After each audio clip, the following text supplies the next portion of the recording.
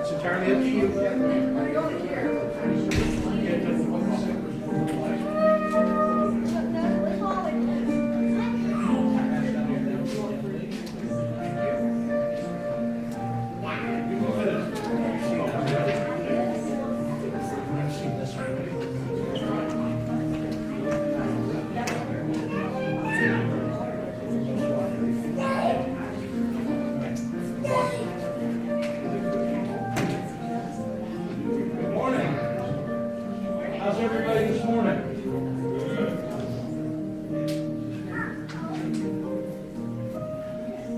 Yesterday was November the 11th, which in America is known as Veterans Day, and I would like to honor, if there's any veterans in the house this morning, I know that there are, would you be gracious enough to stand up for me?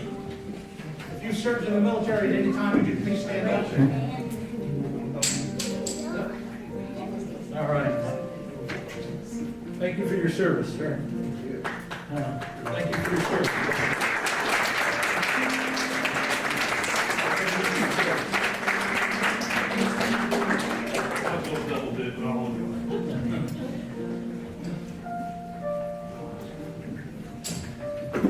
Secondly, I've handed out a schedule for December. December is a very busy month. There's a lot of neat things going on that we'd like you to be aware of, so I'll pass that out. Just reminding you that the kids' Christmas program is December the 10th, and practices for that begin next week. And then finally, if I use the word chrismon, has anybody ever heard the word chrismon before? Anybody? All right. Okay. Chrismon is from the Latin Christus monogrammus, I think. It stands for a symbol of Christ, or the monogram of Christ. And many centuries ago, people started making these symbols of Christ and hanging them on evergreen trees. And chrismon ornaments are all made, they're all white and gold. Nothing but white and gold. And so last year, on the Advent Sunday, which this year will be the first Sunday in December, we introduced the idea of putting a chrismon tree in the sanctuary, and we're going to do that in here as well. And where do the ornaments come from that go on the chrismon tree? You guys make them. Okay? It's kind of fun. In the main lobby, where you come in, where the coffee and the refreshments are, there's a table with diagrams and websites and Pinterest apps and all kinds of stuff that teach you how to make chrismon ornaments. And if I would encourage you to do that, it is a lot of fun. And then if you will bring them on the first Sunday in December, we will put them on the tree, wherever the tree is in here, and we'll have a little celebration. We'll also do that on 6 o'clock on that night. It will be done in the sanctuary as well. So if you make a lot of ornaments, you can put some in there and some in here. All right?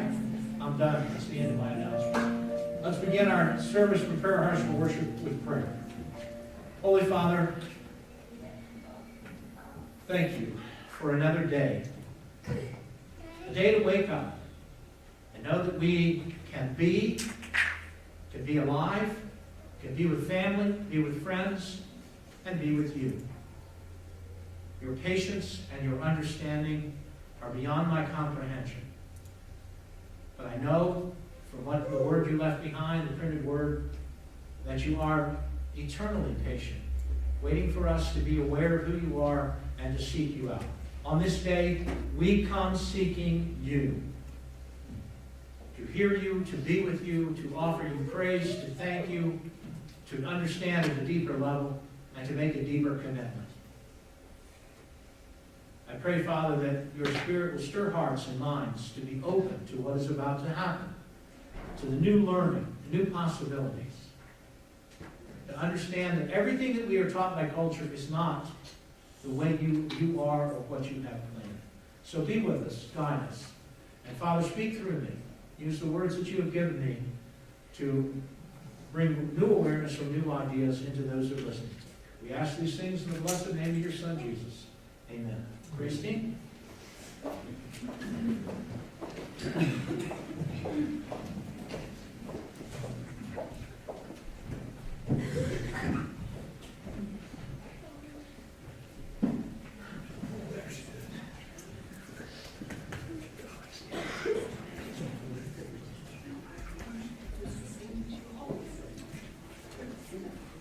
Stand. We'll sing our first praise song.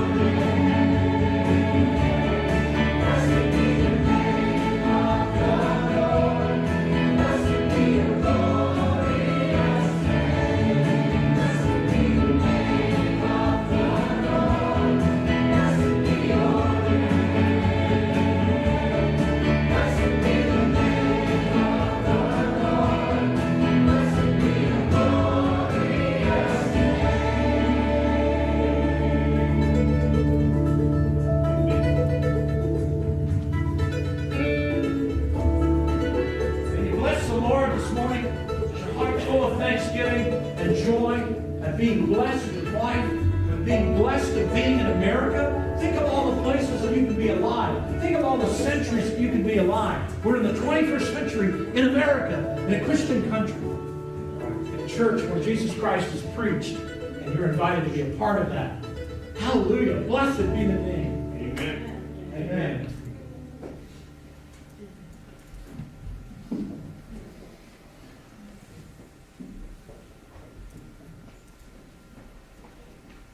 Number one reason we come on Sunday morning. Number one reason. Give thanks.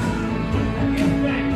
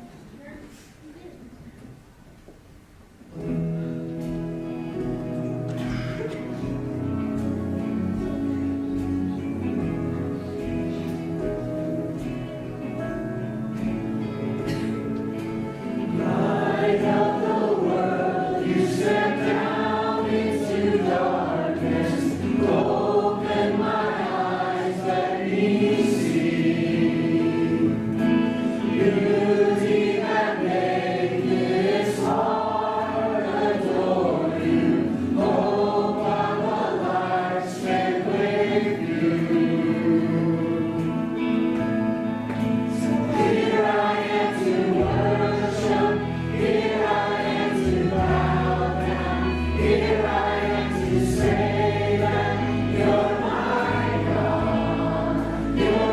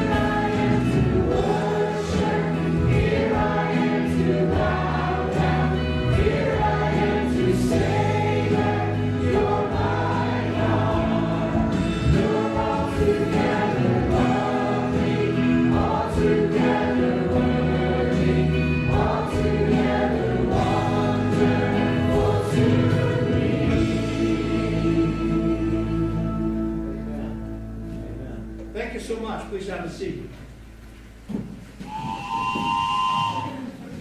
Train station.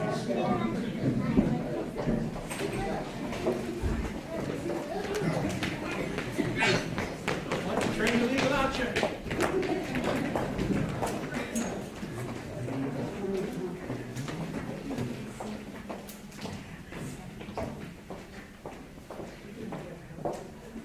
Last week during our learning times, we discussed the issue of what happens when we die.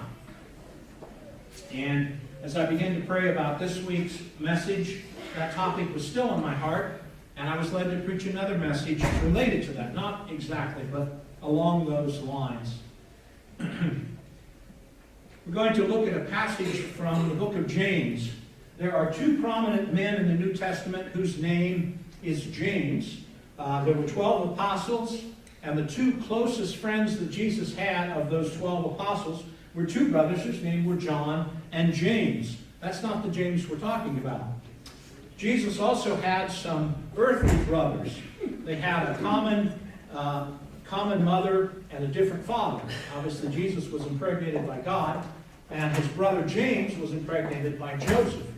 And James, the earthly brother of Jesus, grew up saying, like most earthly brothers would say of their earthly brother, yeah, Son of God, right, yeah. I mean, Jesus, come on. And all his life, all his teenage life, his young 20s life, up into his 30s, James made fun of the idea that Jesus, Messiah, and then Jesus came out of the grave. And James went from cold to hot. And he became a believer. And he became a pastor. He became a preacher. He became a leader. I jokingly say he founded the First Baptist Church of Jerusalem. But he was the spiritual leader of the largest first church, Christian church, open church in Jerusalem. And he became very knowledgeable, very wise. And people all over the Roman Empire, churches that all over, wrote to him and said, what do we do about this? And what do we do about that? And one of the letters that he wrote, we're going to study a very small portion of it today. One of the letters he wrote back to a church that were struggling with an issue. This comes from James chapter 4, written by James, the brother of Jesus. James 4, beginning at verse 13.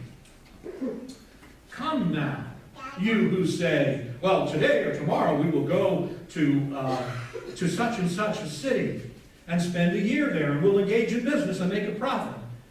Yet you do not know what your life will be like tomorrow. You're just a vapor that appears for a little while and then vanishes away. Instead, you ought to say, if the Lord wills, we will live and also do this and that. But as it is, you boast in your arrogance, and all such boasting is evil. Therefore, to one who knows the right thing to do and does not do it, to him that is sin. The Word of God for the people of God. We're going to focus on the opening of that. What is your life? What is your life? See, that plays right into what happens when you die. What is your life? When I was studying James several years ago, I came upon a book entitled Searching for God Knows What. It's written by a man named Donald Miller. It's a very easy book to read. It's a wonderful book as you begin to search for a deeper understanding of who Jesus Christ is and what this thing is all about. Well, Mr. Miller included an example in his book that I think is an awesome example. It's a wonderful sermon illustration. I used it in a sermon when I first got here a year ago in the early service. But where the message goes is entirely different from where that one went. But so those of you who've heard this before, you're not allowed to answer many questions. We'll go back. All right. So here's the story that Mr. Miller said. All right. Trying to answer the question, what is your life? Now, I have inherited a great deal of money from the last week, and I have bought all of us cruise tickets. We're all going to go on a Caribbean cruise together. And now we're on the ship. We're all there together, and we're having a great time. And in fact, the cruise director has asked the captain of the ship to take us to an area where the sharks are known to feed. We watch the sharks feed, and that's the coolest thing. We throw things over and we watch them eat, and then the boat sinks. The boat that we're on is going down, even as we're watching the sharks working in the water. And everybody starts scrambling for the lifeboats, right? And there's 12 of us, and we're headed for the last lifeboat. And we jump in the lifeboat, and they lower it over the side as the ship goes down, and we suddenly realize on the side of the lifeboat, it says, safely holds 11. Now right now, the water is very calm, and the sharks are milling around us, and we realize if all 12 of us stay in that boat, the first wave that comes along, we're all going down. We have a very short period of time to make a decision. We have to decide who gets thrown out of the lifeboat. Now let me tell you who's in there, all right? The lifeboat holds a lawyer, a female doctor, a severely handicapped child, a stay-at-home mother, a garbage man, a politician, an 87-year-old man, a professional basketball player, a teenager with terminal brain cancer, and you. Who gets thrown out? Right? It's an interesting question. A lawyer, a female doctor, a severely handicapped child, a stay-at-home mother, a garbage man, a politician, an 87-year-old man, a professional basketball player, a teenager with terminal brain cancer, and you. Who gets thrown out of the lifeboat? Now here's some ground rules. We can't all stay in. If we all stay in, we all die. I don't think we're going to vote for that. Number 2, getting out of the water means shark bait. We're going to get eaten or drowned. And number 3, we got to make up our minds quickly before the waves start. A lawyer, a female doctor, a severely handicapped child, a stay-at-home mother, a garbage man, a politician, an 87-year-old man, a professional basketball player, a teenager with terminal brain cancer, and you. Who gets thrown out of the lifeboat? Test, test, test, test. I do not know how to use the modern microphones. All right. Let's try this one. Oh, I think we got that one on? All right, here. Thank you. All right, we're doing this. We're going to do this for 2 reasons. We're going to use the microphone because I have bad ears and because I want everybody to hear your answer.